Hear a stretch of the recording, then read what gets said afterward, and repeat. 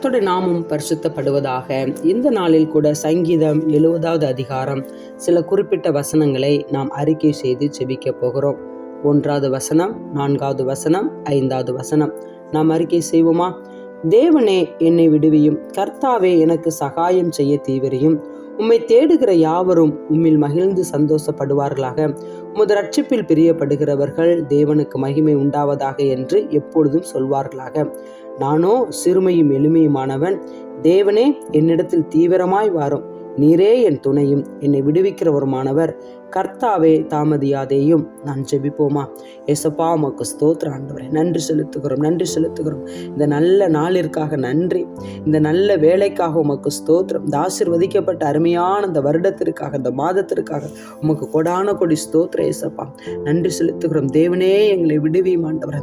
இந்த நாட்களை எல்லா ஜனங்களும் விடுவிக்கப்படணும்.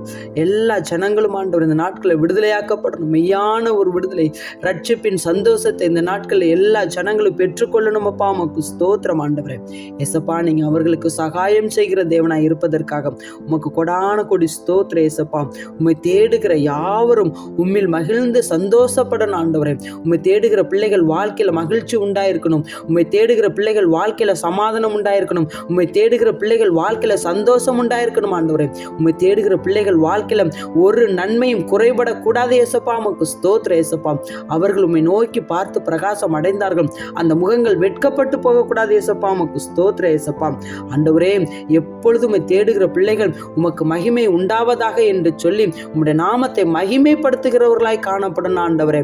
ஏசப்பா, உமக்கு ஸ்தோத்திரம். உம்முடைய நாமத்தை மகிமைப்படுத்துகிற ஒவ்வொரு பிள்ளைகளையும் என் தேவனாகிய கர்த்தர் நீங்க ஆசீர்வதிப்பதற்காக உமக்கு கொடான கொடி ஸ்தோத்திரம் ஏசப்பா. உமக்கு நன்றி செலுத்துகிறோம் ஆண்டவரே. நாங்களோ சிறுமையும் எளிமையுமானவர்கள் ஆண்டவரே. ஏசப்பா, உமக்கு ஸ்தோத்திரம். தேவனே, எங்களிடத்தில் தீவிரமாய் நீங்க வருவதற்காக, தீவிரமாய் எங்களை பாதுகாப்பதற்காக, தீவிரமாய் எங்களிடத்துல நீங்க வந்து எங்களை ரட்சிப்பதற்காக உமக்கு கொடான கொடி ஸ்தோத்திரம் ஏசப்பா. உங்களுடைய கரத்துல ஒவ்வொரு சடத்தை ஒப்பு கொடுக்கிறோம் ஆண்டவரே. நீங்களே பொறுப்பேற்றுக் கொள்ளுங்க, வழி நடத்துங்க, ஆசீர்வதிங்க. இயேசு ரட்சகர் நாமத்தில் பிதாவே, ஆமென்.